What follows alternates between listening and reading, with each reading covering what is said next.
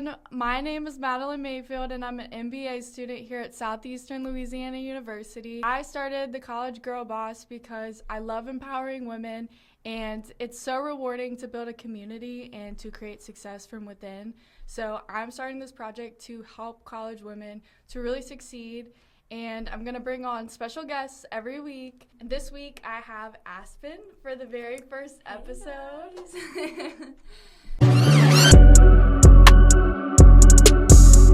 I am in the MBA program, like Madeline here, and I'm on the beach volleyball team here at Southeastern.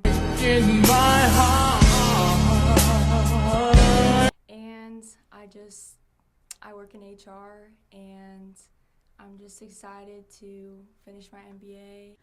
So a little bit of context, I randomly cornered Aspen and asked her to be a guest on my podcast. And little did I know that we would both be HR people. DFAS, which is Defense Finance and Accounting. I did a summer internship there over the past summer, and they asked me to stay on and continue my internship throughout. I know that's right! So, I definitely, since I'm a student athlete, I was like, I cannot do more than like 10 hours a week. You know, that's probably where I'm going to end up after school. But yeah, I work in HR, specifically like the informations and information solutions and innovation division in HR. That's freaking awesome. Yeah. So I actually just decided that I wanted to go into HR. Okay. I was business administration undergrad, and then I was like, oh my gosh, I don't know what I want to do with my life. So I decided to get an MBA. Really, all my friends were getting their MBA, so I was like, okay, I'll get my MBA too. Yep. While most of my friends were getting MBAs at Southeastern, I actually had always wanted to get a master's degree and even put it in my book of possibilities. This has been super supportive and just helping me to like pursue that HR career. So it's really awesome that you're in HR too. For the first episode today, we're going to dive into what is a girl boss. Oh my God, what is that? To me, a girl boss is someone who's ambitious, she's confident, is a college student who's ambitious, who takes control of her future, and is unapologetic and unafraid of anything. She's fearless. And is like empowered to like write her future or something. Yeah, like just go out there instead of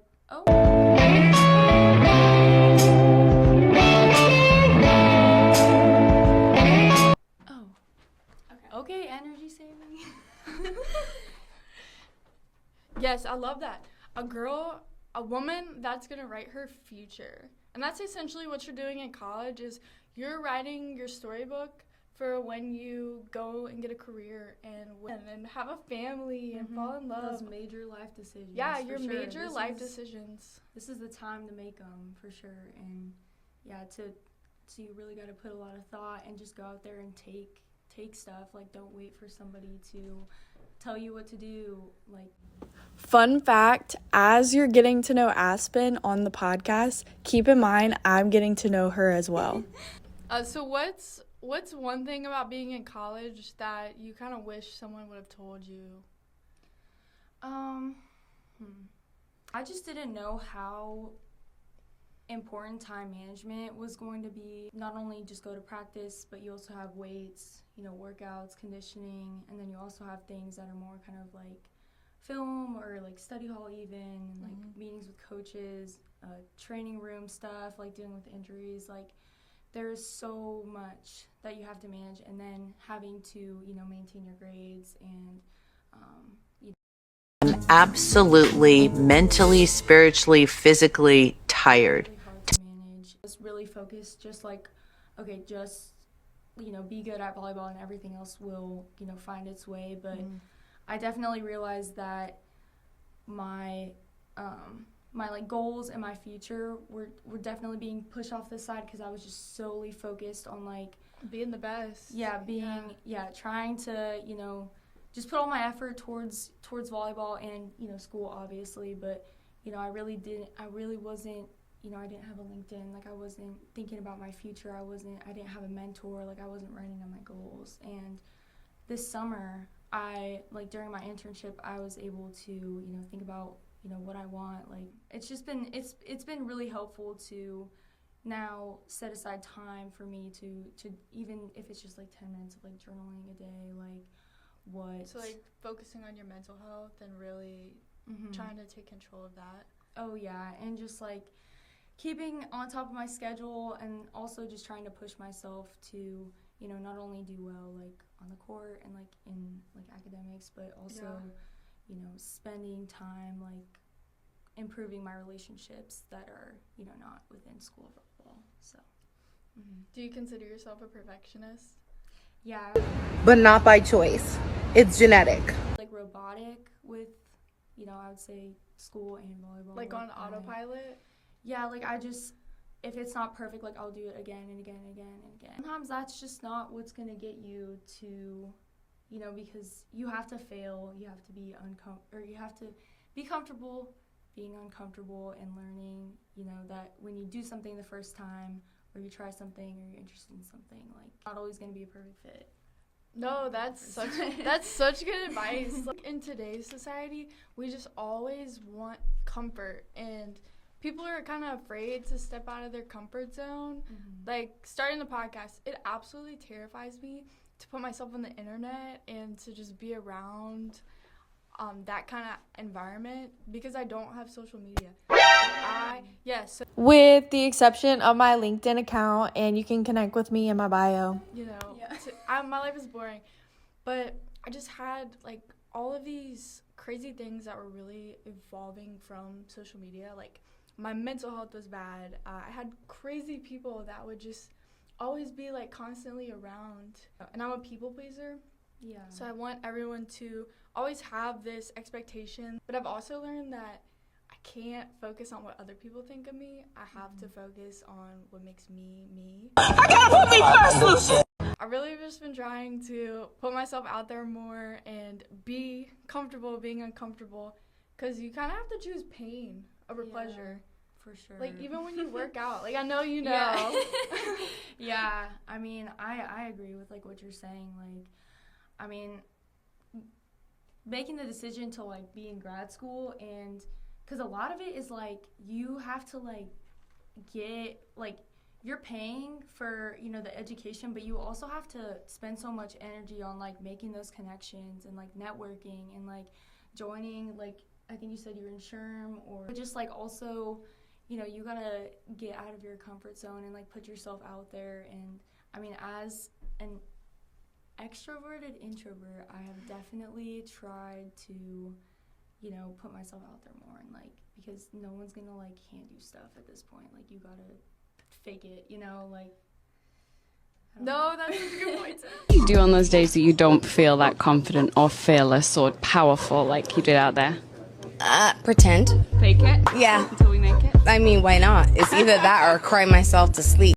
I was always like super shy growing up, and if you don't participate, if you don't like put yourself out there and like not being afraid of like, you know, answering something wrong or whatever, like you're not gonna get like what you're paying for. That you know? fear of failure, you gotta throw it away.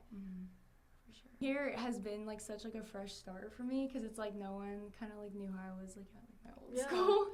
Where are you from? Okay, so I was born in Las Vegas, Nevada. We've been fighting for our right all day. How about a little Viva Las Vegas? Viva Las Vegas!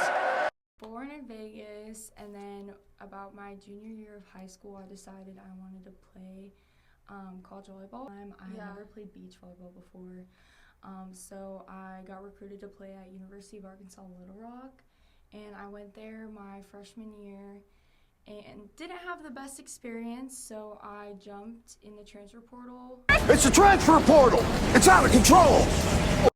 To Nichols State, which is in Thibodaux, Louisiana.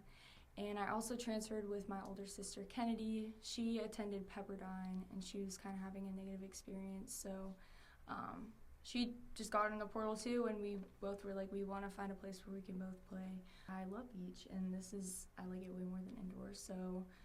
But you never would have known if you hadn't, like, taken that chance. I never would have found beach, yeah, so. And then there was a couple, like, coaching changes at Nichols, and it just wasn't the best place for me, so I graduated a year early. Then was like, okay, let me just get in the portal. Every time she mentioned the portal, this is all I could think about. We're just gonna bounce out. How has it been so far here? Honestly, like, everything that was wrong with volleyball at my previous institution has just been, like, solved here. Like, shout out Coach Amy and Coach Jeremy. Like, I love you guys so much, and you guys are just, like, healing my relationship with volleyball and just past trauma that I've had. And the coach trauma is so real. It's so real. No, because I played soccer, like, all throughout growing up, and my relationship with the sport was so bad, like, with the team, just with everything was so bad that I didn't want to play anymore. Like, I was so burnt out. So and I really wish that I would have had a coach that really pushed me to play college, because I think that I would have really enjoyed playing. I also wouldn't have gained the freshman 15. There's so many bad coaches, like, especially, like, at the Division I level too. Like, I did not think that it was gonna be, you know, as bad as it was, but it's crazy, like, some of the coaches that are hired and just trusted with, I would say, probably some of the most important years of young people's lives, and having, you know, mental issues, and it just completely can derail them, and it's just because of a coach, you know, which is extremely sad. But I'm sorry to hear that. I feel like it's such a good bonding thing, though, because when I see one of my old teammates from, like, a terrible team, we're bonded for life. Trauma bonded, for sure. Like, the things, like, we went through, like, it just doesn't even seem real, and it just, like, I do a lot of things with, like, humor. Yeah. So, like, I can joke about it and stuff, but it's just, like, dang, like, I really went through that. Like, that was real life. Yeah. Like, it's crazy. No, because I had a coach, and he did not trust us enough, like, in a hotel room, that he, like, taped all of our doors shut to see if we would leave the room. So our soccer moms were literally going back and, like, because, I mean, obviously we want to hang out together, and the soccer moms would put the tape back on the door and, like, vouch for us, and they're like, yeah. But looking back, I'm like, this was a man, like, telling us we could not go hang out with our friends on the team, and really just kind of ripped all of us apart, didn't bring us together. And that's why I also think empowerment is so important, because that community, like, you're trauma bonded, but, like, when you're tied together with a positive mindset, positivity is so much stronger than negativity. Best of the best teams, they're all, like, cohesive, they get along, but they also uplift each other, and they look out for each other. Another thing about coming to Southeastern that I really like is the culture that the team has. It's just people stand up for each other, like, not just because it's, like, the right thing to do, but because, like, we love each other, and, like, at the end of the day, like, we have, like, each other's backs. And I mean, it's just really refreshing to, like, experience that. And I mean, definitely, like, at my old school, like, we were just all going through so much negativity that it was so hard to, like, because every single person, like, was being treated differently and was having, like, a different experience, like, with the coaching staff. So it was really hard to, like, be together, you know, when the coach had favorites. When you have those different, true. I don't even know if she even had a favorite, but she definitely, like, treated people differently, and, like, I mean, I had such a different experience, and, like, my reasons for transferring were, you know, completely different than somebody else. It's so important to have that positivity and stuff, because then, you know, when things get tough and, like, hard during games, it just gives you that, you know, extra push and stuff, which, you know, is needed to be successful, for sure. Plus, it just feels so good. Like, have you ever had a point in your life where you just felt like you didn't have anybody? When I was in Arkansas, and my sister was all the way in California at Pepperdine, I was going through a lot with my I had shin splints. I was always that person on the team with shin splints, As so a she's freshman, preaching like, to my when choir. you are dealing with like an injury and you feel like you can't like contribute physically to the team, it's, you know, really easy to like, you know, even though you have like friends on the team, like if you're not feeling like you're contributing, like it is like a really solitary and like alone feeling. And I got to the point where I was just trying to play just so I could like feel like I'm contributing and just being a part of the team, because I did not want to sit out. And I mean, my shins, I got stress reactions. I didn't get stress fractures. Oh my God, what is that? Oh my. Anybody that has never had shin splints, it is the worst experience ever. Like, you cannot step without your leg just throbbing and hurting. And then you lay awake at night and they just hurt all the time. That was another reason why I liked beach so much, is because the softer landing, you guys, was literally like the green light. Because I was like, oh my gosh, I can, you know, within reason, I can like go as hard as I want, but I'm not going to deal with that type of pain again. So that was also another reason why I love beach. How do you kind of put yourself out there to meet new people? Because I know a lot of people really struggle, especially people our age, and everything's so technology based. So how do you make friends? I would say, like, honestly, I mean, just, I kind of recognize the need, like, as an athlete, like, I'm going to be missing some class. So, and that's one of the things that stresses me out as, like, an introvert, is I was like, oh my gosh, like, going to a new school, like, I'm not going to know anybody in the MBA program. Like, if I would have stayed at my old school and just didn't play volleyball beach volleyball my last year, I still would have known, like, multiple people who were going to the MBA program. So I would say definitely, like, this, at the start of the semester, I just really tried to put myself out there and was just like, hey, like just being, like, stupid almost, like, just, like, kind of being dumb and just be like, hey, like, did you do your undergrad here? Just like asking like dumb questions and like. That's not dumb though. I mean, not like dumb, what but do you like mean dumb? Or just like, oh, like, do you know what she's talking about? Even if I know. Aspen, when you're watching this is actually a really great way to just get in touch with people and really connect with people. So great job. Just fill out your contact information. So like really, like, maybe it was like kind of like trying too hard or something, but I needed to make a friend in at least like each class. Like, that was like my goal. And I think that's a really good goal to have though. So most people, myself included, when I was an undergrad, I would go to class and then I would go home. So I wouldn't talk to anybody, I wouldn't meet anybody. So then I would wonder why I wasn't having like this epic college experience. Like, I'm like, where are the parties? Like, where are the people? Like, the vibes, the fun. I wasn't getting any of that.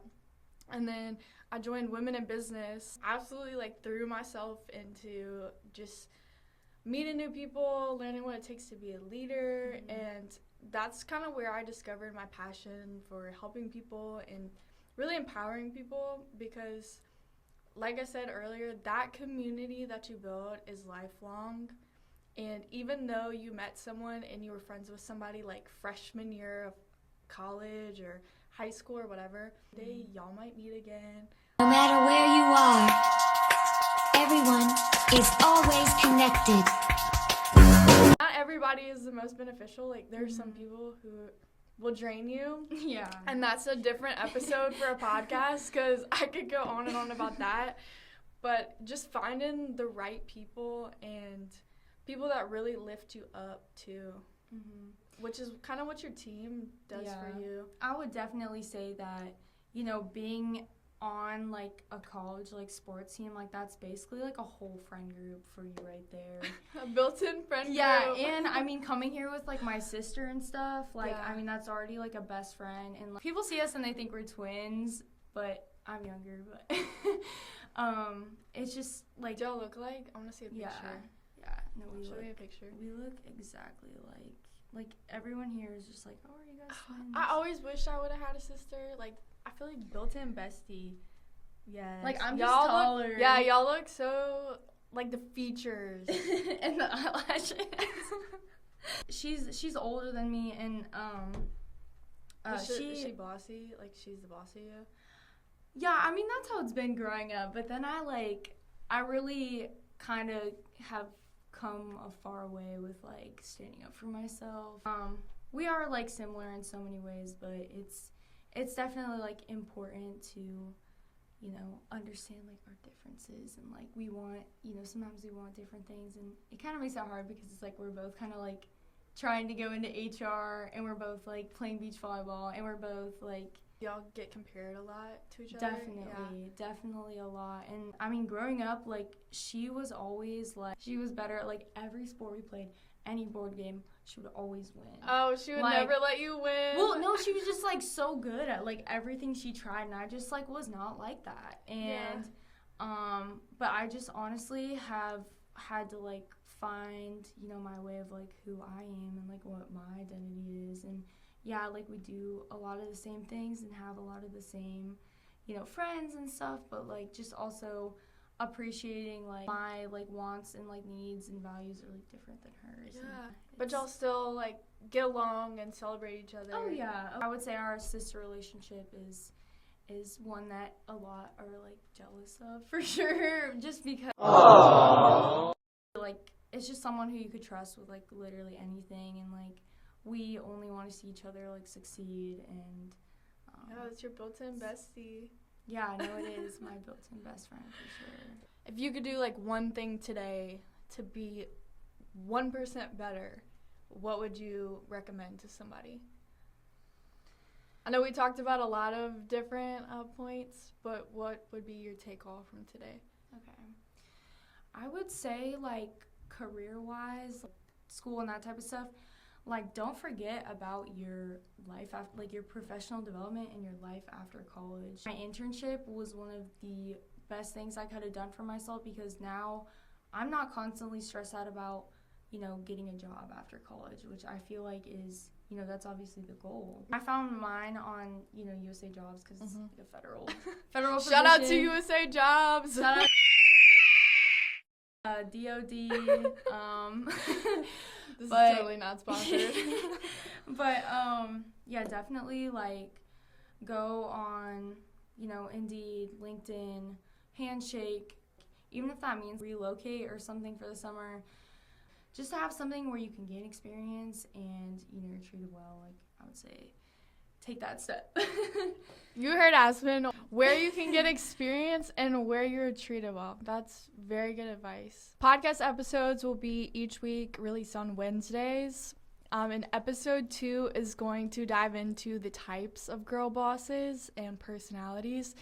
So if that's something you're into, make sure you check out that episode. I'm so excited to start this journey with you.